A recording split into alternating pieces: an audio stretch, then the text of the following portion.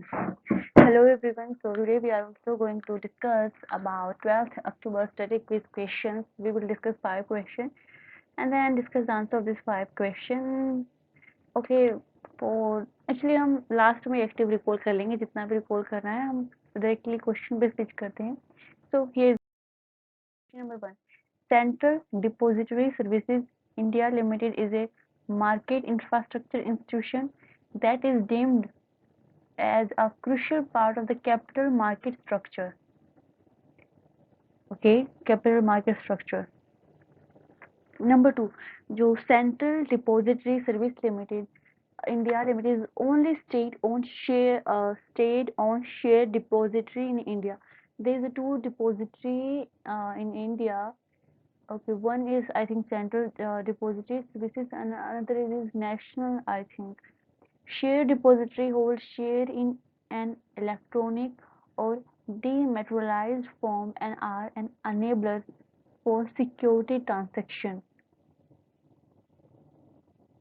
How many of the above statement is correct? तो पहली statement क्या थी कि Central Depository Service Limited in India Limited is a market infrastructure institution that is deemed जो कि है is a crucial part of capital market structure.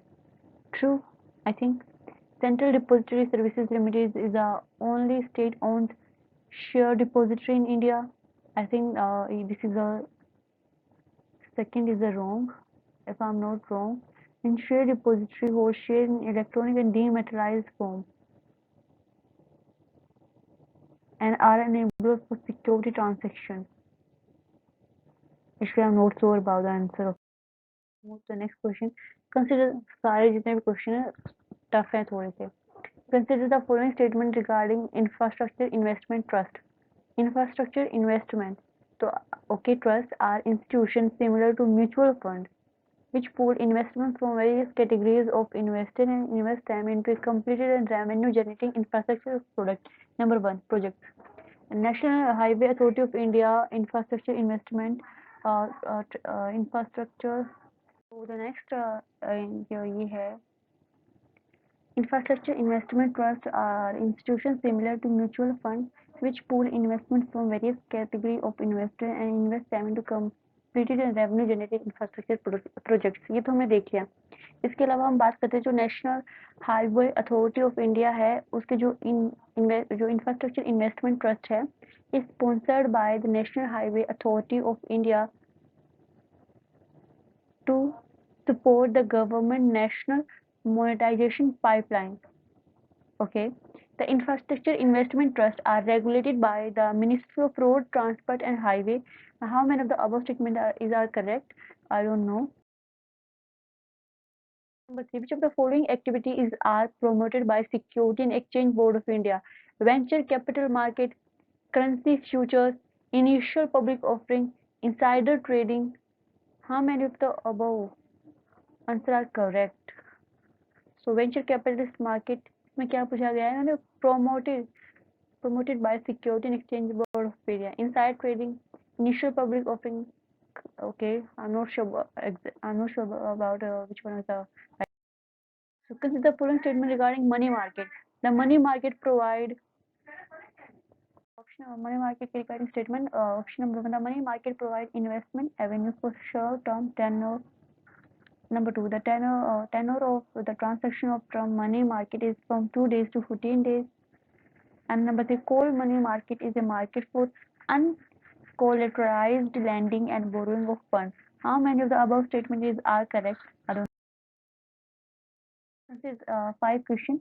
Retail Direct Investment Scheme was launched by RBI to facilitate investment in government security by retail investment. That is true. Under the retail direct scheme, the retail investor can place a bid only in primary insurance of all central state government security but has no access to secondary market. That is wrong. He also has access to secondary market, I think. Yeah, it has.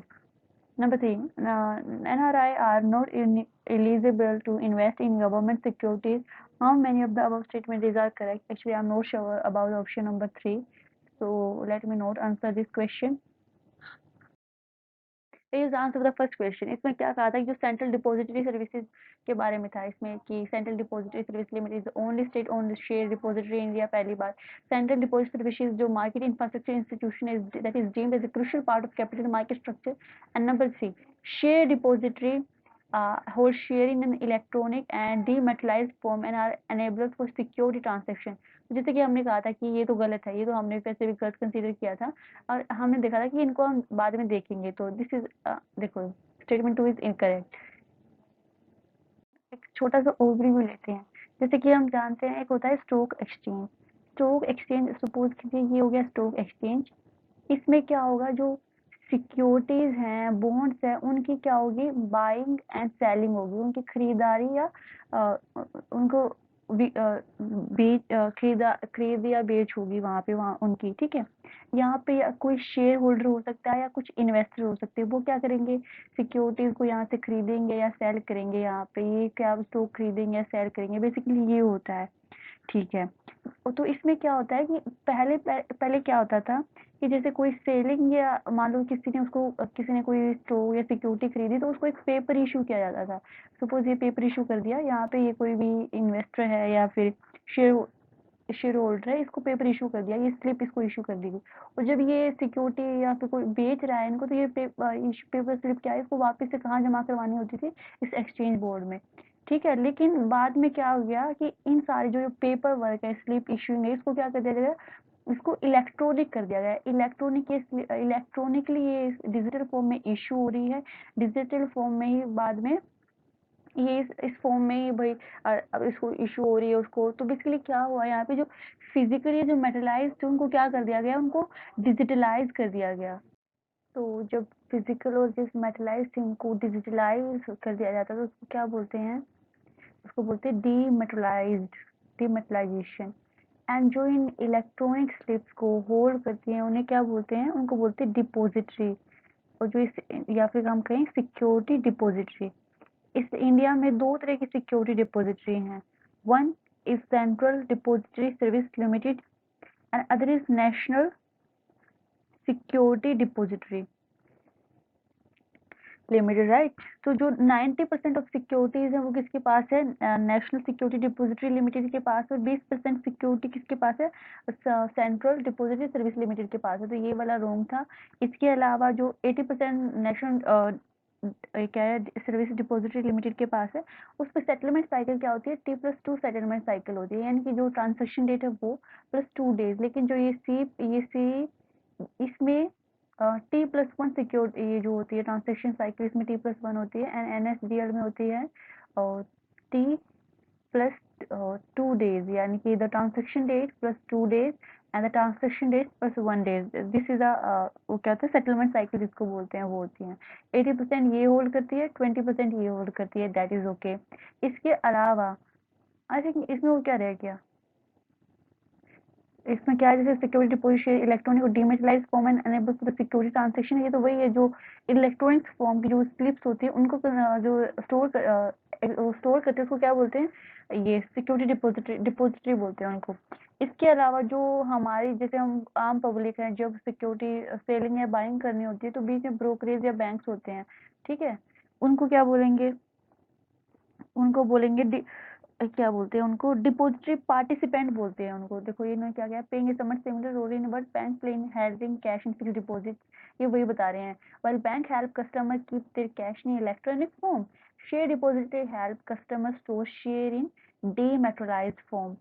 ये है इनको इसको found किया गया था 1999 में। ये market infrastructure है, इंस्टीट्यूशन है that is deemed as a crucial part of the capital market structure, providing services to all market participants, including exchange, clearing corporation, depository participant। depository participant हमने देखा ना अभी कौन थे, वो जो बैंक या जैसे जिनको हम अप्रोच करते हैं, जो हमारे डीमेट अकाउंट ओपन करते हैं, selling and buying of security from this stock exchange, issuer and investor, उन सबके लिए ये है।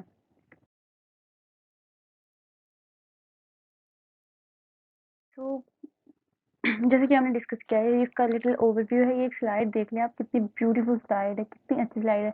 मैंने नहीं बनाई है, बुक्स से उठाई है या। तो देखिए ये शेयर होल्डर है, ये इन्वेस्टर है और ये है स्टॉक एक्सचेंज। जहाँ पे सेलिंग एंड बाइंग होती है बॉन्ड्स की, सिक्योरिटीज की। पहले क्या होता था, ये जो स्लिप है ना, ये मान लो किसी ने बॉन्ड बाय किया तो ये स्लिप इशू कर दी गई उसको, और जब उसने सेल किया तो ये स्लिप उसको क्या करनी थी, वापस से जमा करवानी थी। लेकिन उसके बाद क्या हुआ, जो ये पेपर वाली फॉर्म था इसको एलिमिनेट कर दिया गया और एक दूसरी फॉर्म इंट्रोड्यूस की गई, जिसमें ये स्लिप्स किस तरह से इंट्रोड्यूस की इशू की गई, इलेक्ट्रॉनिकली। ओके, एंड दिस जो ये जो बेसिकली ओनरशिप है ना, ये ownership of the share is recorded electronically on a computer system. और जो, ठीक है, और जो ये इलेक्ट्रॉनिकली जो रिकॉर्ड करते हैं उनको हम क्या बोलेंगे, उन्हीं को हम डिपॉजिटरी बोलते हैं। जो ये ओनरशिप है शेयर्स की, वो जो रिकॉर्ड करती हैं electronic on a computer system, उन्हीं को हम क्या बोलते हैं, उन्हीं को बोलते हैं डिपॉजिटरी, राइट। ये दो ट्रेडिंग फैसिलिटी है। इसके अलावा हम जो इंडिया के पास है वो दो डिपॉजिटरी हैं। लार्जेस्ट कौन सी है, नेशनल सिक्योरिटी डिपॉजिटरी लिमिटेड, दूसरी कौन सी है, सेंट्रल डिपॉजिटरी सिक्योरिटी लिमिटेड। पहली बार इसके पास 80% ऑफ द सिक्योरिटीज हैं, इसके पास 20% ऑफ द सिक्योरिटीज हैं। इसके बाद जो T+2 सेटलमेंट साइकिल है, वैसे मैं सोच रही हूँ इस तरह की पेपर्स आपको लेके आऊँ जो मैं बोल रही हूँ, ताकि वो आपको ज्यादा अंडरस्टैंडिंग हो। बट वही है कि टाइम कंस्ट्रेंट है थोड़ा, आपकी भी और मेरा भी, मेरा तो जेन्युइनली है। ओके, तो T+2 का बेसिकली मतलब क्या है, ये तो ट्रांजेक्शन डेट हो गई और +2 डेज इसमें NSDL में। वेयर सेंट्रल जो डिपॉजिटरी सिक्योरिटी लिमिटेड है उसका क्या है, उसका T+1 यानी कि ट्रांजेक्शन डेट +1 डे, ये सेटलमेंट साइकिल है इसकी। इसके बाद हम थोड़ा सा और एक्स्ट्रा देख लेते हैं इसमें। सपोज देखो, ये हो गई स्टॉक एक्सचेंज, यहाँ पे होती है सेलिंग एंड बाइंग, ये हो गई डिपॉजिटरी। ये क्या करती हैं, ये जो इलेक्ट्रॉनिक स्लिप है ना उनको रखती हैं, जो ये बताती है कि जो ओनरशिप बताती है कि ये इसकी ओनरशिप है, इसकी ओनरशिप। इसके डिजिटल फॉर्म में, जब इलेक्ट्रॉनिक फॉर्म में, डिजिटल फॉर्म में, कंप्यूटर सिस्टम में जब हम ये चीजें रखते हैं, और जो ये चीजें रखती है वो कौन होती है, वो डिपॉजिटरी होती है। जैसे कि यहाँ पे इन्होंने लिखा हुआ है NSDL, ये डिपॉजिटरी होगी पहली बात। इसके बाद मान लो कोई आम पब्लिक है, ये कोई आम पब्लिक है, राइट। इसको अगर ये बाइंग और सेलिंग करनी है तो क्या होगा, बीच में कौन होंगे, जो ये इनके लिए ना डीमेट अकाउंट ओपन होगा, ठीक है। डीमेट अकाउंट के थ्रू बाइंग एंड सेलिंग होगी, लेकिन इसको हैंडल करेगा या जो डीमेट अकाउंट ओपन करेगा वो कौन होंगे, बैंक्स होंगे, ब्रोकरेज फार्म्स होंगे, और उन्हीं को क्या बोलेंगे आप, डिपोजिटरी पार्टिसिपेंट बोलते हैं उनको। ये हो गया। फिर बेसिकली सपोज कीजिए कि एक तो हम अपने कंट्री में ये सब करें, लेकिन अगर हमें कहीं बाहर के देशों के स्टॉक्स खरीदने हैं या फिर उनकी सिक्योरिटीज खरीदनी है या बॉन्ड्स खरीदने हैं, तो कैसे होगा। सपोज कीजिए मैंने यहाँ पे ये है, कोई भी लिस्टेड, खुद को लिस्टेड करवा, यहाँ से इनका स्टॉक खरीद लिया, राइट। तो ये जो इनका, जैसे इन्होंने कोई स्लिप वगैरह, ये भी इलेक्ट्रॉनिक फॉर्म में स्लिप इशू की, इन्होंने हमें शेयर की ओनरशिप इशू कर दी। शेयर की ओनरशिप इशू करी तो यहाँ पे किसके पास आ गई, डिपोजिटरी के पास आ गई। तो डिपॉजिटरी हमको वो शेयर की ओनरशिप डायरेक्टली नहीं देगी, बेसिकली हमें क्या मिलेगा, हमें सिर्फ मिलेगी इंडियन डिपॉजिटरी रिसिप्ट। उसके बदले जो शेयर्स है ना, उन शेयर्स के बदले हमें ये डिपॉजिटरी रिसिप्ट रिसिप्ट इशू कर दी जाएगी, किसके द्वारा, डिपॉजिटरी जो है ये इनके द्वारा। उसको क्या बोलेंगे, इंडियन डिपॉजिटरी रिसिप्ट। इसके बाद अलग कंट्रीज के हिसाब से होती है, जैसे कि ये US डिपॉजिटरी रिसिप्ट। इसके अलावा एक ग्लोबल डिपॉजिटरी रिसिप्ट भी होती है, जिसपे ऐसा जो ऐसे ग्लोबली लेवल पे इशू होती है, राइट। हाँ, जैसे इंडियन डिपॉजिटरी इशू में इनको कौन से पेमेंट करनी पड़ेगी, इंडियन रुपी में पेमेंट करनी पड़ेगी। ग्लोबली में आप मनचाही डिपॉजिटरी उसे करेंसी में पेमेंट कर सकते। देखो कितनी ब्यूटीफुल स्लाइड है। ओके, इसमें कोई स्लाइड नहीं है, इसमें वैसे ही जैसे हैंड राइटिंग है ऐसे बुरी सी राइटिंग है। देखो, हम इस क्वेश्चन की बात करें, पहले हम दो चीजों के बारे में जान लेते हैं। एक green field project, second brown field project, ठीक है।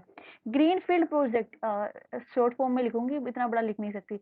जीपी से रिप्रेजेंट कर रहे हैं, और एक हो गया बीपी, ब्राउन फील्ड प्रोजेक्ट। अगली बार से ना मैं ये क्या करूंगी, यहाँ पे ना एक स्पेस लेके आया करूंगी, ताकि ये जो हम स्टडी कर रहे हैं ना साथ में, हम उसको डिस्कस साइड में कर सकें। That would be I think a good idea, right. या तो ग्रीन फील्ड प्रोजेक्ट क्या होते हैं कि भाई, जब हमें डायरेक्टली कोई प्रोजेक्ट स्टेब्लिश करना है, मैन्युफैक्चर करना है, कोई ऑफिस, कोई और फिजिकल कंपनी, कोई स्ट्रक्चर तैयार करना है, किसी भी तरह की कोई चीज जो बिल्कुल न्यू है, राइट, इन्वेस्टमेंट उन सब में करनी है, तो ग्रीन फील्ड प्रोजेक्ट हो गए। ब्राउन फील्ड प्रोजेक्ट क्या होंगे, वो आई मीन विच आर जिसको मॉडिफाई करना है या अपग्रेडेड करना, जो पहले से ही एग्जिस्ट करते हैं। मान लो आपका घर है, आप उसको रिन्यू करवा रहे हैं, उसको पेंट करवा रहे हैं या फिर टाइल करवा रहे हैं उसको, तो उसमें क्या करना है, बेसिकली आपके पास तो है ही, उसको आप जस्ट मॉडिफाई और अपग्रेड करवा रहे हैं। और अगर आपको दोबारा एक नया ही घर बनाना, तो वो क्या होगा, वो ग्रीन फील्ड प्रोजेक्ट हो गया। तो दो तरह के प्रोजेक्ट हमारे पास होते हैं। इसमें क्या होता है कि तो लेकिन ये ग्रीन फील्ड हो गया। ब्राउन फील्ड में बेसिकली क्या होता है कि जो हमारे पास एग्जिस्टिंग प्रोजेक्ट्स हैं, उन उन्हीं के हिसाब से उनके थ्रू हम दूसरे प्रोजेक्ट बनाते हैं।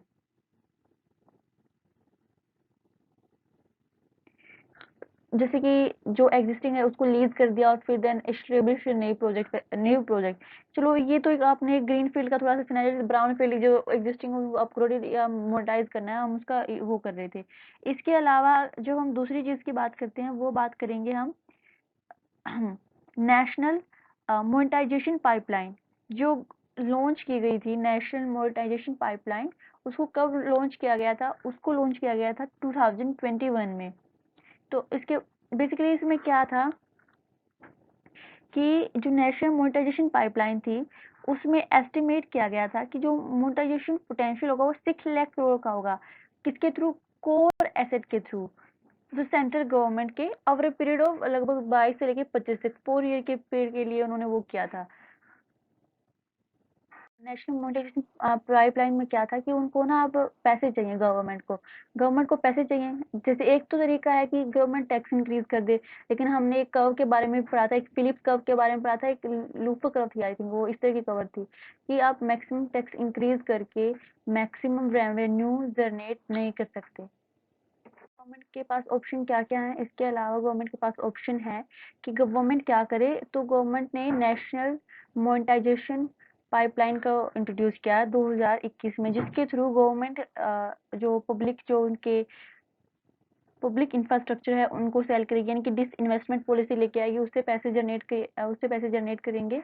इसके अलावा जो भी एग्जिस्टिंग है, अ, अंस जो भी ऐसे सेक्टर हैं जहाँ पे गवर्नमेंट को लगता है कि there is no need of government involvement, उनको डिस इन्वेस्टमेंट करेंगे या फिर उनको कम्प्लीटली प्राइवेट सेक्टर को दे देंगे। कुछ है जैसे कि जो भी उनके जो प्रोजेक्ट्स ऑलरेडी एग्जिस्ट करते हैं उनको भी लीज पे दे देंगे प्राइवेट सेक्टर को, फॉर द यूज पर्पस।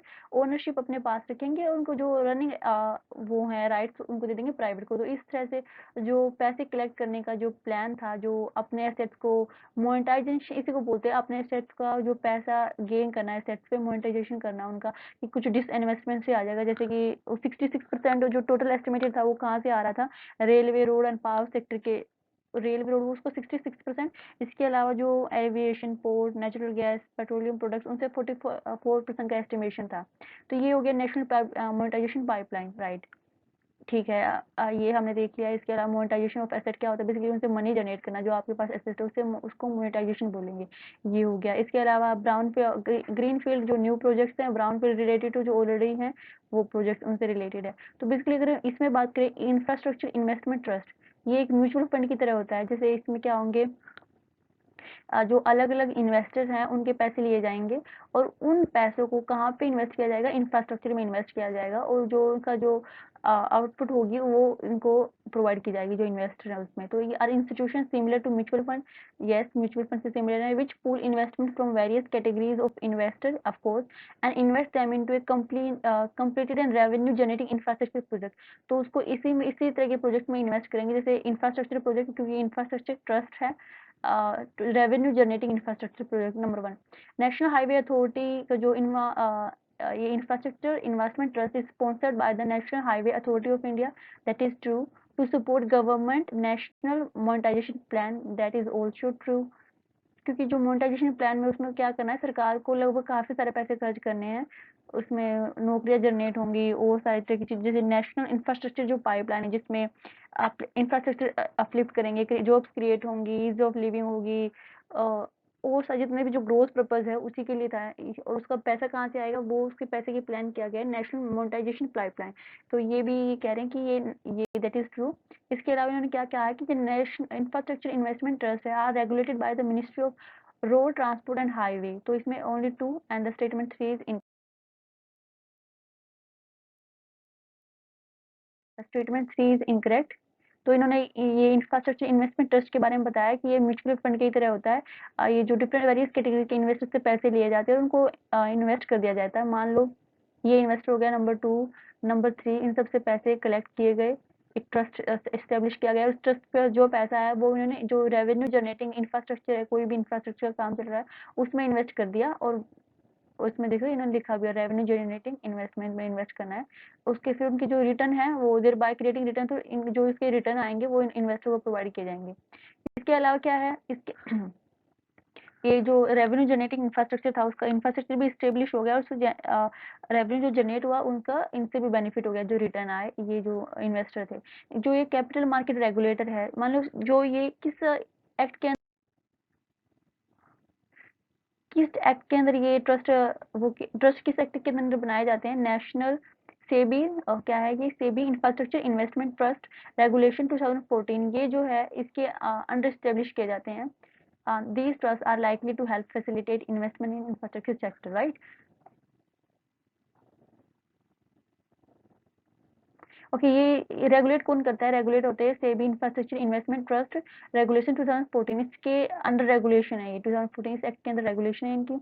इसमें क्या होता है, जैसे एक ट्रस्टी होता है, एक स्पॉन्सर होता है, इन्वेस्टमेंट मैनेजर होता है और प्रोजेक्ट मैनेजर होता है। ट्रस्ट बेसिकली क्या है, सर्टिफाई, देखो जो ट्रस्टी है उसको सर्टिफाई किया जाएगा सेबी के द्वारा। इसकी जो रिस्पॉन्सिबिलिटी है वो क्या है, इंस्पेक्टिंग द परफॉर्मेंस ऑफ ये जो ट्रस्ट है उसका, उसकी परफॉर्मेंस कौन इंस्पेक्ट करेगा, ट्रस्ट इन्वेस्ट वो करेगा, इन्वेस्ट करेगा, इंस्पेक्ट करेगा। नंबर 2 स्पॉन्सर, स्पॉन्सर क्या है, प्रमोटर है of the company that setup the ये जिन्होंने ये इस्टेब्लिश किया है। इसके अलावा जो पब्लिक प्राइवेट पार्टनरशिप ये तो हो गया ट्रस्ट। ओके, ये तो इन्होंने ये लिखा है कि जो National highway authority of India ने जो इंफ्रास्ट्रक्चर इन्वेस्टमेंट ट्रस्ट एस्टेब्लिश किया हो, किसके अंदर आता है, national highway authority of India के अंदर आता है, to support national monetisation pipeline. इसके अलावा ये एस्टेब्लिश किया गया किस एक्ट के अंदर, इंडियन ट्रस्ट ट्रस्ट एक्ट 1882, इसके अंदर ये एस्टेब्लिश किया गया है। और रेगुलेशन कौन कर रहा है, वही सेबी रेगुलेशन कौन है, सेबी का रेगुलेशन है। Third question, which of the following activities are promoted by the Security Exchange Board of India? Suppose कीजिए, discuss about the venture capitalist. क्या होता है वेंचर कैपिटलिस्ट, का मतलब होता है कि जब एक capital market, venture capital market का मतलब होता है हमको लेटर इसका बेसिकली इसमें ये हो, लाइक सपोज एक नया बिजनेस कोई भी स्टार्ट करने वाला है समवन एल्स, तो एक जो जिसके अगर एक पर्सन है जिसके पास बहुत ज़्यादा मनी है, ये इसको सपोर्ट करता है। तो ये बेसिकली जो ये है वेंचर्स है इनकी। तो जैसे नई कंपनियां होती है वो या तो बैंक से वो करें, लेकिन बैंक क्या करते हैं, वो बैंक से वो नहीं कर सकती क्योंकि बैंक बेसिकली उन्हीं को लोन देना पसंद करते हैं जो जहाँ पे उनको लगता है कि भाई ये थोड़ी पुरानी कंपनी है, यहाँ पे प्रॉफिट ज़्यादा गेन हो सकता है। अपार्ट फ्रॉम दैट, तो इसलिए लोग बेसिकली वेंचर्स को अप्रोच करते हैं। इसलिए वेंचर कैपिटल जो कैपिटलिस्ट होते हैं वो प्रमोट करते हैं, उनको फंड प्रोवाइड करते हैं। तो basically security exchange board of India इस तरह की चीज़ों को क्या करेगा, प्रमोट करेगा। इनिशियल पब्लिक ऑफरिंग का मतलब है कि जब मान लो कोई company is ready to, basically क्या होता है, कंपनी है वो अपने शेयर को बेचती है पब्लिक से फंड कलेक्ट करने के लिए। जो फर्स्ट टाइम ये करती है इसको बोलते हैं इनिशियल पब्लिक ऑफरिंग। जब मैंने फर्स्ट टाइम जैसे कि उसको रजिस्टर स्टॉक एक्सचेंज में वो रजिस्टर हुई और वहाँ पे उसने अपने क्या किए, स्टॉक जो उसके शेयर्स वगैरह थे उसको सेल किया पब्लिक को। दिस इज मतलब इनिशियल पब्लिक ऑफरिंग। इसको भी बेसिकली क्या होगा, जो पब्लिक को सेल करने पर के बाद उनके पास जो पैसा आएगा वो उनको अदर प्रोजेक्ट में इन्वेस्ट कर सकते हैं और उसमें जो उनके जो रिटर्न्स होंगे वो लोगों को भी मिलते रहेंगे जिसने उनको बाय किया है, शेयर को बाय किया है। तो ये किस में आता है, ये भी प्रमोट करती है security and exchange board of India. इसके बाद जब हम इनसाइडर ट्रेडिंग की बात करते हैं तो ये क्या होती है, इससे पहले हम करेंसी फ्यूचर की बात कर लेते हैं। करेंसी फ्यूचर का मतलब है कि सपोज कीजिए हम रुपये और डॉलर की बात करते हैं। ये डॉलर है, ये एक रुपये है। सपोज कीजिए कि ये वन कोई भी चीज़ है $1 की मिल रही है, ठीक है, लेकिन उसको अगर हम उसका रेट मान के चलिए कि $1 वर्सेस 75 रुपीज़ है। तो अगर मैं चाहती हूँ कि ये पर्टिकुलर ये कोई भी चीज़ है ये मैं खरीद लूँ, लेकिन मैं अभी इसको नहीं खरीदना चाहती क्योंकि अभी मेरे पास उतने मनी कलेक्ट नहीं हो रहा। कोई भी रीज़न है, आप सपोज कीजिए एक स्टोरी की तरह है। तो क्या करेंगे हम एक मैंने सोचा कि मैं इनके साथ कॉन्ट्रैक्ट साइन कर लेती हूँ कि मैं आपको 1 महीने में ये पैसे आपको पैसे दूँगी और ये आप चीज़ मुझे अभी दे दें या बाद में दे देना। पर हम बेसिकली अगर बाद में ये हो कि डॉलर की वैल्यू डिप्रिशिएट कर जाए और बाद में क्या हो जाए कि सिर्फ 60 रुपए का डॉलर हो जाए तो इट्स ओके, हम फिर भी आपको 75 रुपए ही पे करेंगे। और लेकिन या फिर कुछ ऐसा हो जाए कि जो 1 रुपए की वैल्यू डिप्रिशिएट कर जाए और अब 1 डॉलर के लिए 80 रुपए देने पड़े तो उस वक़्त क्या हो जाएगी, चीज़ महँगी हो जाएगी। तो बेसिकली इन्होंने एक एग्रीमेंट कर लिया कि चाहे डॉलर की वैल्यू डिप्रिशिएट हो या इंडियन रुपए की, हम इस फ्यूचर में भी यही जो मनी है इसी को यही एक्सचेंज रेट रखेंगे। तो ये क्या होता है, बेसिकली करेंसी फ्यूचर होता है जिसमें वो एक ये इस तरह की एग्रीमेंट कर लेते हैं। बेसिकली जो डॉलर की वैल्यू बहुत लेस डिप्रिशिएट होती है रुपए की, तो फायदा बेसिकली इसको होता हुआ दिख रहा है। तो बस वो अपने हिसाब से एग्रीमेंट करते हैं ऑन द एग्रीमेंट और by looking at the things. So this is ये भी क्या है, सेबी प्रमोट करते हैं। बेसिकली इनसाइड ट्रेडिंग क्या होती है, इनसाइड ट्रेडिंग रॉन्ग प्रैक्टिस होती है जो सेबी प्रमोट नहीं करती। इसमें बेसिकली होता क्या है कि जो ये होते हैं ना कि किसी को पहले से ही कोई अंदाजा हो, कोई इन्फॉर्मेशन हो कि कहाँ पे किस कौन सी चीज़ ज़्यादा ग्रो करने वाली है, कौन सी चीज़ में पैसे डालने चाहिए या कुछ भी ऐसे वो होने वाली है, यानी कि उसमें उनकी जो आउटपुट है उसमें रिडक्शन होने वाली है, जो जो पहले से ही जिनको पता होता है और वो इसी बेसिस पे अपने इन्वेस्टमेंट करते हैं। ये इनसाइडर ट्रेडिंग होती है। ये इसको सिक्योरिटी एक्सचेंज बोर्ड प्रमोट नहीं करता। बेसिकली इन्होंने ये बताया कि ये highly discouraged by the security and exchange board of India. Basically इसमें क्या होता है, मल practice when trade off A company securities undertaken by the people who by virtue of their work have access to otherwise non public information। मान लो कोई भी person है, ये कंपनी का पर्सन है, इसको इन्फॉर्मेशन है, नॉन पब्लिक इन्फॉर्मेशन है which can be crucial for making investment decision, जो कि इन्वेस्टमेंट डिसीजन के लिए मेकिंग क्रूशियल हो सकती है। तो तो और वो इस तरह की ट्रेडिंग कर रहा है तो ये मल प्रैक्टिस है। इसको बोलते हैं इनसाइडर ट्रेडिंग। मान लो कोई भी कंपनी का पर्सन है, उसको कंपनी की जानकारी है या ऐसी कोई नॉन पब्लिक इन्फॉर्मेशन है और यही इसमें इन्वेस्टमेंट यही यही ट्रेडिंग कर रहा है तो ये क्या है, इनसाइडर ट्रेडिंग हो गई। इसमें ये क्या है, एक रॉन्ग प्रैक्टिस है जो डिस्करेज करता है। ये बेसिकली क्या है, ये वेंचर कैपिटल। मान लो स्टार्टअप कंपनीज है with potential to grow need a certain amount of investment. उनको भाई उनको अमाउंट की इन्वेस्टमेंट की जरूरत होती है। वेल्दी इन्वेस्टर जो होते हैं ना, like to invest their capital in such business. अगर किसी वेल्थी इन्वेस्टर को लग रहा है कि ये कंपनी ग्रो कर सकती है, या जैसे कि ओपन एआई कंपनी जिन्होंने चैट जीपीटी को इंट्रोड्यूस किया था, उसमें काफी सारे जैसे माइक्रोसॉफ्ट के शेयर थे, एलन मस्क जो है उनके भी शेयर उसमें थे। तो अगर ये जो वेल्दी पीपल्स होते हैं उनको लगता है कि वो पर्टिकुलर आइडिया है वो ग्रो कर सकता है, बड़ा बिजनेस बन सकता है, तो वो उनको लॉन्ग टर्म के लिए लॉन्ग टर्म के ग्रोथ पर्सपेक्टिव से उनको कैपिटल प्रोवाइड करते हैं। ठीक है, the capital is known as a venture capital. इसी कैपिटल को वेंचर कैपिटल बोलते हैं।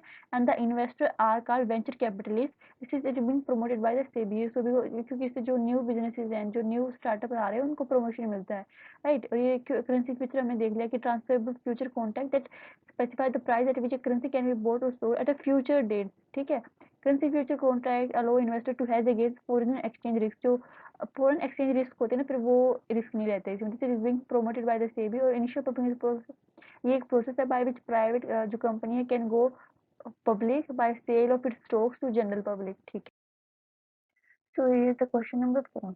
बट बिफोर डिस्कसिंग, एक बार हम क्वेश्चन ये ऑप्शन देख लेते हैं, उसके बाद हम और सारी चीजें डिस्कस करेंगे। राइट, या तो द मनी मार्केट प्रोवाइड, सबसे पहले इन्होंने मनी मार्केट के बारे में पूछा हुआ है। द ऑप्शन नंबर 1 इज, इन्होंने कहा है कि the money market provide investment avenue for short term tenure. ठीक है, इसके बाद the tenure of the transaction of from money market in the for from money market is from 2 days to 14 days. Now the coal money market is a market for uncollateralized lending and borrowing of funds. But before just switching here, let's we discuss a broader in a broader way. Okay, so let's देखिए, suppose कीजिए financial market होती है। Financial market किसे बोलते हैं, वो market जहाँ या तो लैंडिंग होती है या बोरोइंग होती है। सपोज कीजिए आपके पास पैसे नहीं है और आपको कहीं पैसे की जरूरत है, अगर आपका एक बिजनेस है, उसमें आपको कहीं इन्वेस्ट करना है, उसको ग्रो करना है, वहाँ पर पैसे की ज़रूरत है, या आपको एक नया बिजनेस सेटअप करना है। जैसे कि हम जानते हैं कि जो बैंक्स होते हैं वो तो सिर्फ उन्हीं चीज़ों को बिजनेस उन्हीं लोगों को लोन देंगे जिनको क्या है, जो वेल एस्टेब्लिश है, जहाँ पर उन्हें जेन्युइनली लगेगा कि यहाँ से बहुत ज़्यादा प्रॉफिट आने की उम्मीद है। आप जैसे नई चीज़ें हैं, नए जैसे वेंचर कैपिटलिस्ट हमने देखा था, वो नए बिजनेस को सपोर्ट करते हैं on the basis of their analysis that how much that particular idea will grow in the future. तो बेसिकली इसी तरह जिसको जरूरत होती है ना, तो उस फाइनेंशियल मार्केट में जाते हैं, क्योंकि बैंक तो सबको नहीं देते हैं। क्यों जाते? अगर कोई बिजनेस स्टार्ट करना है, कोई बिजनेस फास्टर ग्रो करना है, या अनएक्सपेक्टेड एक्सपेंडिचर कुछ आ गए हैं कि मंदी आ गई है, लोगों की सैलरी नहीं हो सकती उससे, और आपको और ज़्यादा मनी चाहिए टू पे द पीपल, तो उसलिए। लेकिन उसी इसी जगह पे आपको वो लोग भी मिलेंगे फाइनेंशियल मार्केट में जिनको लैंड करनी है मनी। क्यों? या तो इंटरेस्ट अर्न करने के लिए, ज़्यादा इंटरेस्ट अर्न करने के लिए यू कैन से, और या डिविडेंड, जैसे जो प्रॉफिट का शेयर ऑफ प्रॉफिट अर्न करने के लिए। तो ये हो गई फाइनेंशियल मार्केट, जहाँ पे मनी को क्या किया जाता है, लैंडिंग और बोरोइंग जो मनी की होती है, वो क्या होता है, financial market. Basically financial market दो तरह की होती है, जैसे अभी हमने क्वेश्चन में देखा, उन्होंने कहा क्या मनी मार्केट 2014 दिन से के लिए होती है? जी नहीं, दो तरह की मार्केट होती है। एक होती है money market, the another is capital market. जब शॉर्ट टर्म फाइनेंशियल मार्केट को क्या बोलते हैं? मनी मार्केट बोलते हैं। लॉन्ग टर्म फाइनेंशियल मार्केट को क्या बोलते हैं? कैपिटल मार्केट बोलते हैं। बट शॉर्ट टर्म का बेसिकली मतलब क्या है? लेस देन 364 डेज या अप टू 364 डेज। ये क्या, जब मोर देन, जब एक साल से, जैसे मान लो किसी को ज्यादा बड़ा बिजनेस है या किसी को बिजनेस सेटअप करना है, तो उसको ये थोड़ी है कि वो एक साल में ही वेल ग्रोन हो जाएगा, स्टेब्लिश हो जाएगा।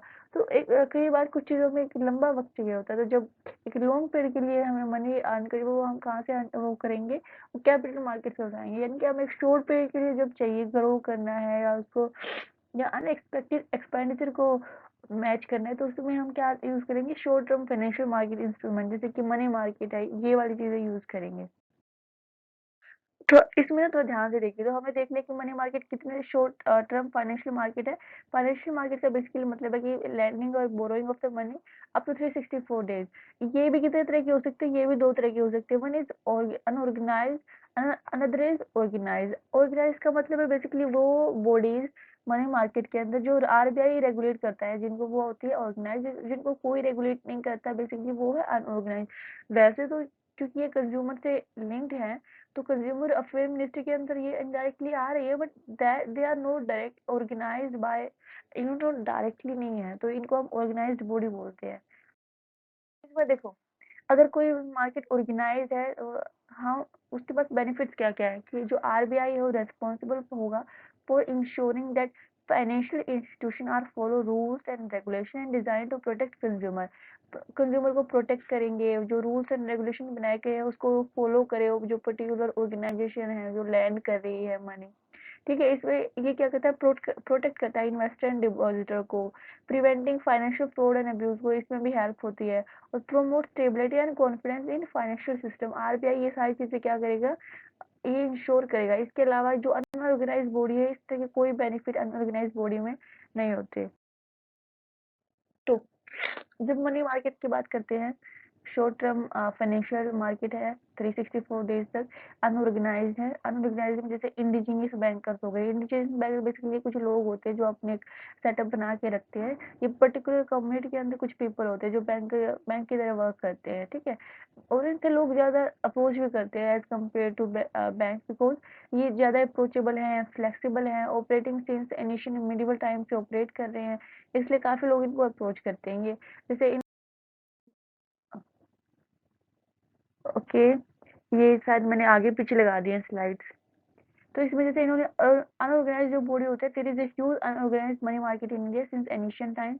इंडिजीनियस बैंकर हो गए, अभी हमने देखा वो इंडिजिनस बैंकर में, जैसे गुजराती शॉप वगैरह हो गई, ये सब क्या करते हैं? एक कम्युनिटी के अंदर ही कुछ पीपल होते हैं जो बैंक की तरह वर्क करते हैं, मनी को लैंड करते हैं, राइट। ओके, इसके अलावा unregulated non banking financial intermediaries हो गए, या मनी लैंडर्स हो गए। जब हम unregulated non banking financial intermediaries की बात करते हैं, तो सपोज कीजिए ये क्या करेंगी? ये लोन प्रो बैंक नहीं होती, ये लोन प्रोवाइड करती है चिट फंड के फॉर्म में, निधिज के फॉर्म में। ये रहा। उसके अलावा दूसरे होते हैं मनी लैंडरिंग, है ना, ये काफ़ी हाई इंटरेस्ट पे चार्ज करती है ये, और जो ये मनी लेंडर हैं वो भी काफ़ी हाई इंटरेस्ट चार्ज करते हैं लोगों से। ओके, तो इनमें क्या होता है, ये भी जो हम बात कर रहे थे ना, नॉन, जैसे सब कौन सी अनऑर्गेनाइज्ड है, इनमें भी क्या होता है, जो नॉन बैंकिंग फाइनेंशियल इंस्ट्रूमेंट है, जो नॉन बैंकिंग है, राइट, तो उसमें भी क्या होता है, कुछ रेगुलेटेड होते हैं। जैसे ये तो है unregulated non banking financial instrument intermediaries, इसके अलावा जो कुछ रेगुलेटेड होते हैं, जैसे नॉन बैंकिंग फाइनेंशियल, ये शायद ये जो कंपनीज है specific type of regulated NFI है, इनको ये बोला जाता है, इन्होंने ये बोल दिया। जो मनी लेंडर होते हैं बेसिकली टिपिकली इंडिविजुअल हैं, तो small business that lend money and borrow on small scale. ये जैसे इंडिविजुअल को लैंड करेंगे और स्मॉल बिजनेस को लैंड करेंगे स्मॉल स्केल मनी के लिए, और बेसिकली जैसे भाई मान लो ये, या तो ये परमानेंटली मनी लैंडिंग का बिजनेस कर रहे हो या कोई दूसरा बिजनेस कर रहे हो, बस अपनी मनी लैंड कर रहे हो, इस तरह की भी हो सकती है। ये बहुत ज्यादा हाई इंटरेस्ट रेट चार्ज करते हैं, ये लोगों की मजबूरियों का फायदा उठाते हैं, बिल्कुल। इसके अलावा हम थोड़ा सा और ओवरव्यू करेंगे, जैसे कि मनी मार्केट के पार्टिसिपेंट कौन है। मनी मार्केट में जैसे बोरोइंग है, लैंडिंग है, उसमें आरबीआई भी पार्टिसिपेट करता है गवर्नमेंट के बिहाफ पे, बैंक भी पार्टिसिपेट करते हैं, नॉन बैंकिंग फाइनेंशियल कंपनीज भी पार्टिसिपेट करती है, टॉप रेटेड कॉर्पोरेट्स भी पार्टिसिपेट करती है, इंडिविजुअल भी पार्टिसिपेट करती है। ओके, इसमें देखिए, जैसे आरबीआई गवर्नमेंट के बिहाफ पे पार्टिसिपेट करती है, और बैंक्स और नॉन बैंकिंग फाइनेंशियल कंपनीज में, जैसे हमने नॉन बैंकिंग फाइनेंशियल इंटरमीडिएट देखी, उन्हीं के उनमें से जो रेगुलेटेड होते हैं उनको नॉन बैंकिंग फाइनेंशियल कंपनी कहा जाता है। बेसिकली हर वो काम परफॉर्म करती है जो बैंक परफॉर्म करती है, लेकिन इन दोनों में जो डिफरेंस है वो क्या है, this is the only difference between bank and non banking financial companies, that they do not support demand deposit. जैसे कि जब आप जब चाहे अपनी मनी को डिपो जब निकलवा सकते हैं, डिमांड डिपॉजिट का बेसिकली मतलब ये है, आप अपनी डिमांड पे, तो basically non banking financial companies ये डिमांड डिपॉजिट सपोर्ट नहीं करती है, टाइम डिपॉजिट सपोर्ट करती है, अदर चीजें सपोर्ट करती है। ओके, मनी मार्केट में सारे बैंक पार्टिसिपेट करते हैं, किसके अलावा, एक्सेप्ट रीजनल रूरल बैंक के अलावा।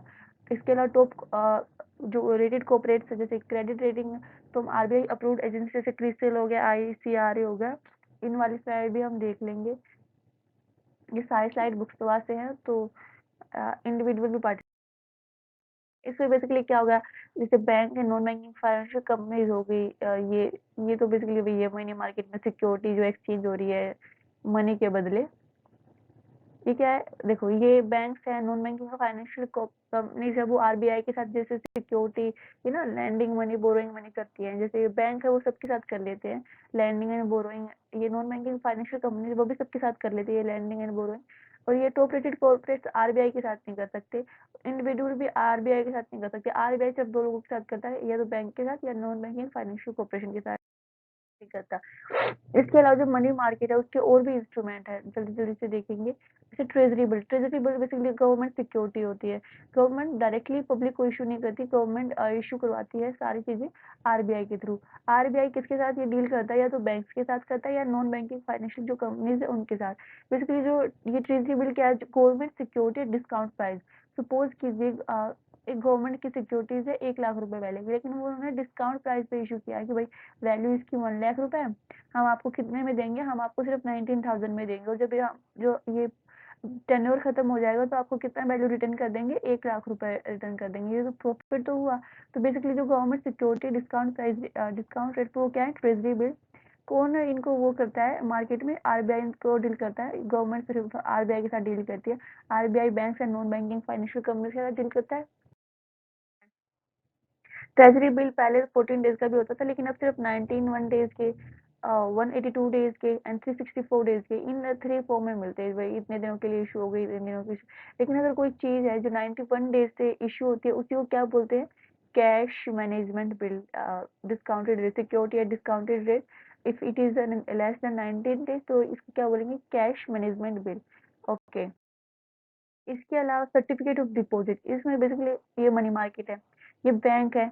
बैंक क्या करते हैं, जैसे बैंक ने अपनी सिक्योरिटी दे दी, उससे मनी ले ली, इस तरह की जो एक्टिविटी करते हैं उसको क्या बोल रहे हैं, ये सर्टिफिकेट ऑफ डिपॉजिट, इसका पीरियड क्या होता है, 7 डेज टू 364 डेज। इसमें बेसिकली ये है ना कि मिनिमम 1 लाख रुपए के इशू करने होते हैं आपको, या उसके मल्टीपल्स में होते हैं, ये जितने भी होते हैं, बैंक और जितने भी मार्केट इंस्ट्रूमेंट है, मार्केट पार्टिसिपेंट है, उनके साथ जो बैंक डील कर रहे हैं, ये डिपॉजिट जो ये है उनको इशू कर रहे हैं। इसके कमर्शियल बिल है। कमर्शियल बिल बेसिकली बात क्या है, सपोज कीजिए एक छोटी सी कंपनी है, ये एक बड़ी सी कंपनी है, इन्होंने अपना रॉ मटेरियल यहाँ पे सेंड कर दिया, राइट। पर अभी इन्होंने पेमेंट ये 2 महीने के बाद करेंगे। अब 2 महीने के बाद करेंगे तो ये अपना नेक्स्ट जो वो है वो कैसे रेडी करेंगे, जो भी चीजें प्रोड्यूस कर रहे हैं, क्योंकि इनकी तो बहुत अर्जेंट नीड है मनी की। और ये इनका ये है कि ये पे 2 महीने के बाद ही करेंगे, तो ये क्या जाएंगे, छोटी कंपनी बैंक के पास जाएंगे, हाँ कि हमें आप इतने दिन के लिए लोन दे दो। ये कहेंगे कि हम क्यों दे दें आपको, इतनी छोटी सी कंपनी है, प्रॉफिट होने की ज्यादा उम्मीद नहीं। ये कह रही है कि भाई मेरा पैसे इसके पास रुके हुए हैं, आप मुझे दे दे, तो तो आपको पैसे मिल जाएंगे। तो ये कहे कि इन्होंने फिर ये क्या करते हैं, ये मांगते हैं बिल ऑफ एक्सचेंज, कि आप बिल ऑफ एक्सचेंज लेके आइए।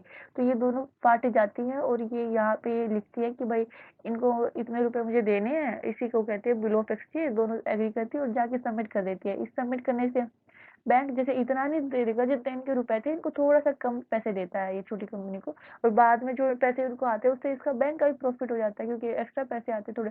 सपोज कीजिए कि 1 लाख रुपए इधर 95,000 ही दिए, बाकी 5,000 रुपये का प्रॉफिट किसको हुआ, बैंक को हुआ। ये डायरेक्टली बैंक को पेमेंट कर देगी XYZ कंपनी। ठीक है, इसको कमर्शियल बिल बोलते हैं। ये भी 7 to 40 डेज के लिए होता है। तो इसके ओके, ये क्या है, ओके कमर्शियल बिल जैसे कि ये वाले जो इंस्टीट्यूशन थे ना, ये इंस्टीट्यूशन थे NBFC बैंक हो गए, म्यूचुअल फंड हो गए, ये सब भी कमर्शियल बिल, और इंडिया फाइनेंशियल इंस्टीट्यूशन हो गए, ये सब भी क्या करते हैं, कमर्शियल बिल इशू करते हैं। कमर्शियल बिल हमने देख लिया। हाँ, जो बैंक जैसे कहते हैं कोल मनी की, मान लो कि एक बेसिकली कोल मनी क्या है, जब एक बैंक दूसरे बैंक से जैसे ओवरनाइट बोरोइंग जब करते हैं ना मार्केट में, when A bank need money for a period of 1 to 14 days, then they can borrow money in an interbank money market called money market, right, call money market. यानी कि एक bank जब दूसरे बैंक से money borrow करता है भाई एक दिन के लिए 14 डेज के लिए, उसको क्या बोलते हैं, कोल मनी बोलते हैं उसको। भाई अब इसके भी अलग अलग नाम होते हैं, जैसे एक दिन के लिए उन्होंने किया तो उसको कोल मनी बोलेंगे, 2 या 14 दिन के लिए किया है तो उसको क्या बोलेंगे, हाँ उनको नोटिस मनी बोलेंगे। या 14 दिन से ज्यादा दिन के लिए करी है तो शायद उसको टर्म मनी बोलते हैं, राइट। इसमें जैसे इसमें क्या है कि जैसे शेड्यूल बैंक क्या करते हैं, लैंड भी कर सकते हैं, बोरो भी कर सकते हैं इस कोल मनी में ओवरनाइट के लिए 1 से 14 दिन के लिए। जैसे कोऑपरेटिव बैंक जो है वो भी लैंड या बोरो कर सकते हैं, लेकिन जो ये AIFI all India financial institution है, IDBI, सिलेक्टेड इंश्योरेंस जैसे HDFC म्यूचुअल फंड से, ये क्या सिर्फ लैंड कर सकते हैं, ये बोरो नहीं कर सकते। ये हम याद रखेंगे, बाकी याद तो नहीं रहेगा। जैसे कि ऑल इंडिया फाइनेंशियल इंस्टीट्यूशन में IDBI हो गया, इसके अलावा LIC हो गया, GSI हो गया, म्यूचुअल फंड हो गया, ये क्या नहीं कर सकते, बोरो नहीं कर सकते, लैंड। इसके अलावा रिपोजिट एग्रीमेंट तो हमें जैसे देखा ही हुआ है, ये बैंक में की फॉर्म में दिखाया गया है। सपोज कीजिए कि वो इसमें बेसिकली क्या कहा गया कि आप हमारी सिक्योरिटी रख लें, हम आपको सिक्योरिटी भेज रहे हैं, उसके बदले हमें मनी दे दें। हम क्या करेंगे, वैसे रीपरचेज का मतलब क्या है कि हम इसमें टाइमिंग बताई जाती है कि इतने टाइम के बाद हम उसको वापस आपसे परचेज कर लेंगे, राइट। तो जब इनको कैश की नीड होती है ये ऐसा कर लेते हैं। RBI के फॉर्म में बेसिकली क्या होता है कि जब RBI मनी देता है, उसके जो इंटरेस्ट चार्ज करता है उस हिसाब से उसको क्या बोलते हैं, उसको रेपो रेट ही बोलते हैं ना। और जैसे रिवर्स रेपो रेट भी आपको देखा हुआ है, तो ये उसी तरह का है, ये रिपर्चेज एग्रीमेंट में। कमर्शियल पेपर करें, वो तो भी इसमें हमने डायरेक्टली इसकी बात कर ली। Mutual fund market, mutual fund market basically वही है। और लॉन्च 1992 में लॉन्च हुई थी इंडिया में, to provide investor with a safe and liquid investment option that could offer better return than the total saving ये म्यूचुअल फंड मार्केट वाला जैसे है, शॉर्ट टर्म डेब्ट सिक्योरिटी, सर्टिफिकेट ऑफ डिपॉजिट, ये commercial paper, treasury build, right. ये भी इसी में भी वो बेसिकली लैंड, बेसिकली जैसे कि हमें इतना सारी चीजें देख चुके हैं अब। तो money market provide investment and short term turnover, that is true, right. Turnover of transaction for term money market is 2 or 14 days। Of course note, हमने देखा कि जो ये जो टर्म ये है बेसिकली 364 डेज से लेस के लिए होता है। Call money market is a market for uncollateral lending और बोरोइंग फंड। कोल मनी हमने देखा, okay, so statement 2 is incorrect. और 2, okay, market is making for uncollateralised lending and borrowing of funds. तो देखो कोल्ड मनी मार्केट की बात करते हैं, मार्केट ये तो हम मार्केट प्रीडोमिनेटली ओवरनाइट, ये ओवरनाइट होती है, open for participant only to schedule commercial bank and primary dealer. ये इन्हीं सारी चीजों के लिए क्या है, ओपन है, या तो शेड्यूल कमर्शियल बैंक, ओके, या फिर कौन से प्राइमरी डीलर, इसको हम याद रखेंगे। इसके अलावा जो डिफरेंट मनी मार्केट क्या, जैसे इंस्ट्रूमेंट क्या क्या, जैसे कोल मनी हो गया, रेपो हो गया, ट्रेजरी बिल हमने देखा, कैश मैनेजमेंट बिल भी हमने देखा, कमर्शियल पेपर भी हमने देखा, सर्टिफिकेट ऑफ डिपॉजिट भी हमने देखा, कोलेटराइज्ड बोरोइंग एंड ये लैंडिंग ऑब्लिगेशन, ये सब है। इसके अलावा देखो ओवरनाइट जो मार्केट होती है उसको क्या बोलते हैं, इस 1 working day. Notice money market में कितना डे था, 2 से लेकर 14 डेज, और टर्म मार्केट में क्या था, the tenure of transaction is from 15 days to year तक होता है। इसके अलावा money market by government securities में generally cater to the investor with a long term investment horizon. The money market provide investment avenue for short term, ये हमने देख लिया। जो मनी मार्केट ट्रांजेक्शन है वो generally use for funding the transaction other market including government securities market. ये तो वही बहुत बोल रहे हैं, money market maximum tenure of 1 year तक की होती है, with in 1 year depending upon the tenure money market is classified this. तो ये हमें बेसिकली सब देख चुके हैं।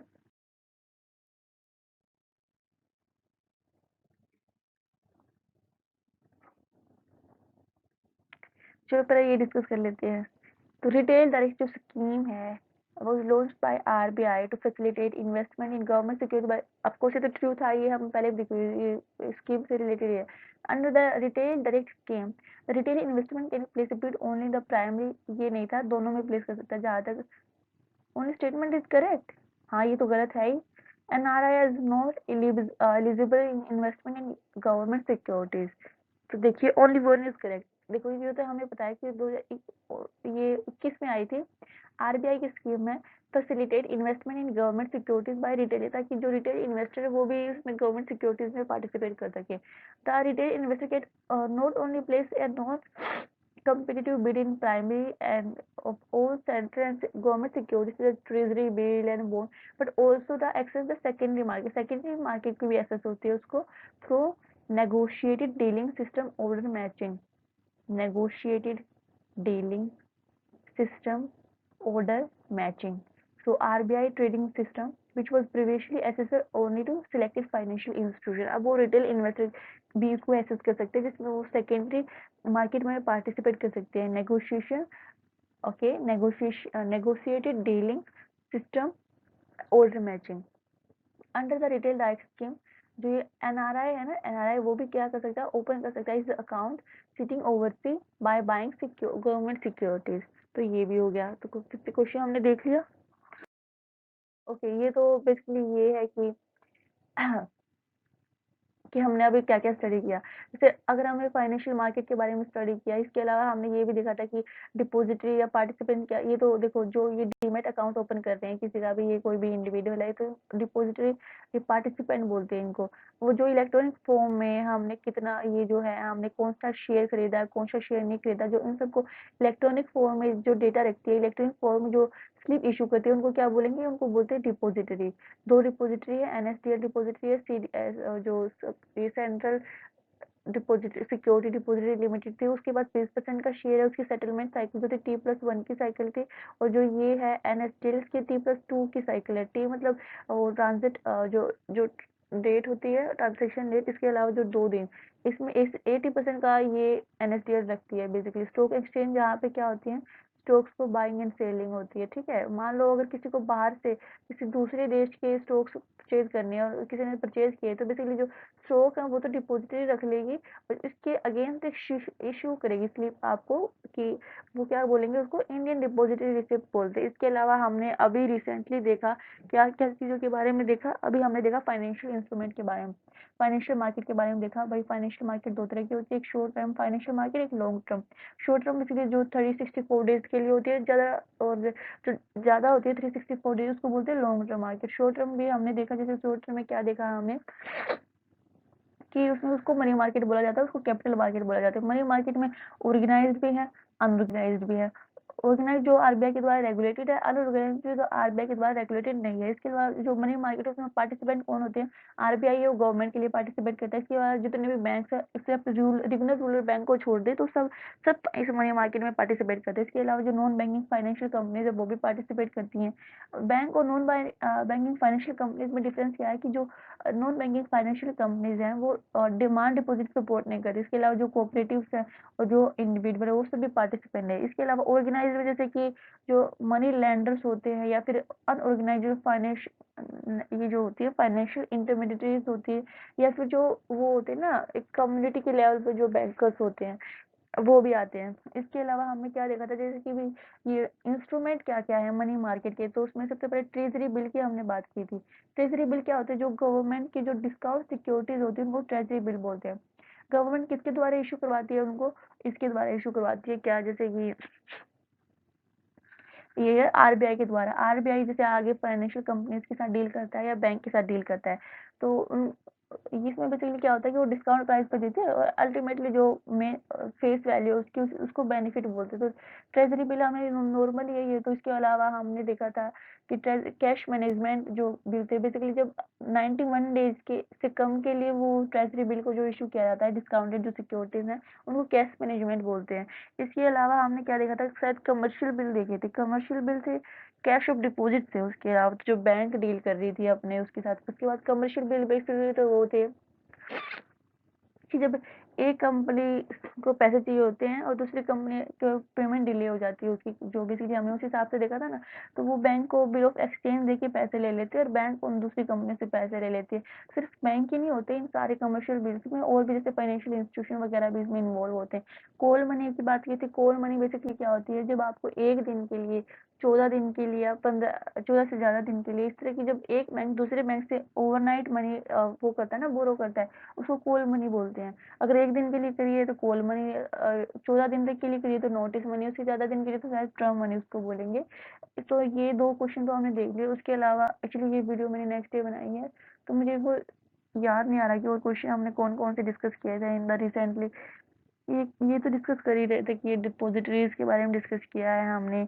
इसके अलावा हमने वो भी तो देखा था जैसे कि inside trading, very inside trading जो होती है वो रॉन्ग प्रैक्टिस होती है। इसमें क्या करते हैं, जैसे कुछ मान लो कोई आपकी कंपनी का एक मेंबर है, उसको कंपनी की कुछ ऐसी जानकारी जो नॉन पब्लिक इंफॉर्मेशन है और इस हिसाब से वो क्या कर रहा है, शेयर परचेजिंग या सेलिंग कर रहा है कि उसको एक्स्ट्रा जानकारी, इसको इनसाइड ट्रेडिंग बोलते हैं। जो क्या नहीं करती, सेबी प्रमोट नहीं करती, security board exchange board of जो security exchange board of India वो प्रमोट नहीं करता। इसके अलावा जैसे वेंचर कैपिटलिज्म है वो प्रमोट करता है। वेंचर कैपिटलिज्म का मतलब क्या था, मान लो एक नया कोई भी पर्सन है, उसके पास एक नया आइडिया और वो एक स्टार्टअप अपना शुरू करना चाहता है, तो जो अमीर लोग होते हैं, वो जो अमीर लोग हैं वो जो उसमें पैसा इन्वेस्ट करते हैं उसी को क्या बोलते हैं, वेंचर कैपिटलिस्ट बोलते हैं। इसी चीजों को क्या बोलते हैं, वेंचर कैपिटलिज्म वेंचर कैपिटल बोलते हैं, वो कैपिटलिस्ट बोलते हैं। इसके अलावा उसमें हमने क्या देखा था, वेंचर कैपिटलिस्ट हो गया, इनसाइड ट्रेडिंग हो गया, और जो करेंसी फ्यूचर की बात हमने की थी। करेंसी फ्यूचर का बेसिकली मतलब क्या है कि आज हमें ना अगले फ्यूचर के लिए डील करने की, सपोज कीजिए हमें ये बाइंग और सेलिंग करनी है किसी भी चीज की या कुछ और वर्क करना है, लेकिन मुझे डर लग रहा है कि पता चले मेरी करेंसी की वैल्यू डिप्रिशिएट कर जाए इन द फ्यूचर।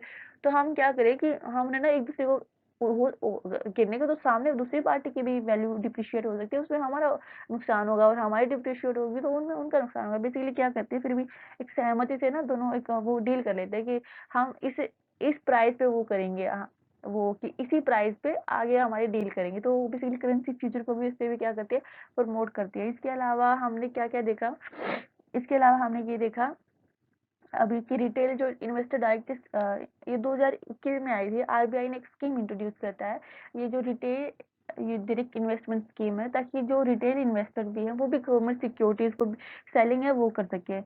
ये सिर्फ प्राइमरी मार्केट में नहीं, जो ये रिटेल इसमें जो रिटेल उसमें एक तो एनआरआई भी हो सकती है, वो भी गवर्नमेंट सिक्योरिटीज को परचेज कर सकते हैं।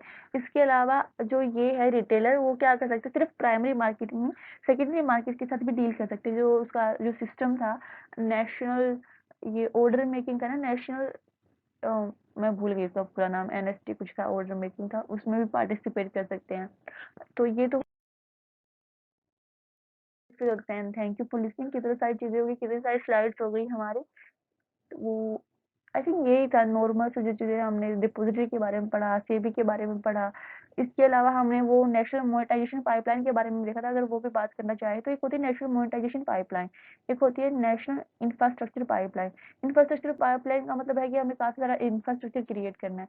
मोनेटाइजेशन पाइपलाइन का मतलब है हमें जो हमारे एसेट है ना उनको मोनेटाइज करना है। मोनेटाइज कैसे करेंगे, या तो हम जो पीएसयूज है उनको सेल कर देंगे, वो पीएसयू जो अभी उतनी रेलेवेंस नहीं रखती, जो रेलेवेंट है उनको क्या करेंगे, उन पे ज़्यादा फोकस करेंगे, सिर्फ उन्हीं पे फोकस करेंगे। या फिर उसमें क्या है, कुछ नई चीज़ों में क्या है, मान लो ये इनको कोई या तो आपने कंप्लीटली डिसइन्वेस्टमेंट कर दिया, आपको कंप्लीटली सेल कर दी चीज़ें, या फिर लीज पे दे दिया। मान लो कोई भी हाईवेज है उन पे टोल कलेक्शन के लिए कुछ टाइम के लिए लीज पे दे दिया, मतलब ओनरशिप अपने पास रख ली, जो अभी उसकी जो वर्किंग वगैरह है वो ट्रांसफर कर दी, उससे भी पैसे आएंगे।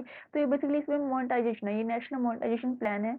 इसमें एक जो जो नेशनल जो हाईवे अथॉरिटी ऑफ इंडिया है उसने भी जो क्या किया था उसने भी जो मोनेटाइजेशन किया था, लेकिन वो किस एक्ट के अंदर किया था वो एक्ट था एक ये जितने भी रेगुलेट होते हैं ना, ये जैसे मोनेटाइजेशन वगैरह चीजें, ये सिक्योरिटी के जो सिक्योर तो ये क्या है, सेबी वाले एक्ट के अंडर रेगुलेट होते हैं। इसके अलावा जो उन्होंने, पर ये जो मोनेटाइज किया था उसके लिए उन्होंने एक दूसरा एक्ट यूज किया था, मैं रिकॉल नहीं कर पा रही हूँ उस एक्ट का नाम क्या था। इंडिया ट्रेड एक्ट था आई थिंक, जहाँ तक मैं याद कर पा रही हूँ 1882।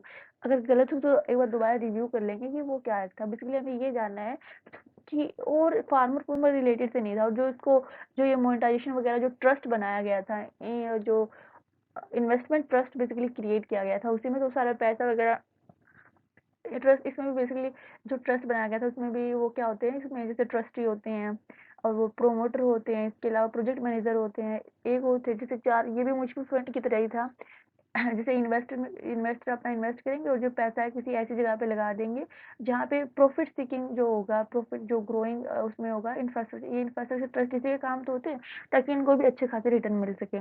और जो इंफ्रास्ट्रक्चर जो ट्रस्ट बनाया था वो national highway authority of India ने वो उन्होंने भी बनाया था, किस एक्ट के अंदर बनाया था वो अभी हमने डिस्कस किया। रेगुलेट कौन करता है, जो सेबी वाला एक्ट है उसके अंदर वो रेगुलेशन होते हैं, उसमें हमने ये किया कि नेशनल मोनेटाइजेशन पाइपलाइन डिस्कस किया। Green field project, green field होते हैं, ब्राउन फील्ड होता है, ग्रीन फील्ड जो बिल्कुल न्यू, और ब्राउन फील्ड जो जिनको अपडेशन और जो इसमें अपडेशन वगैरह हो रही है। ओके, ये हो गया। I think that's all. Thank you for listening this, बहुत ज़्यादा लंबी वीडियो हो गई है ऑलरेडी।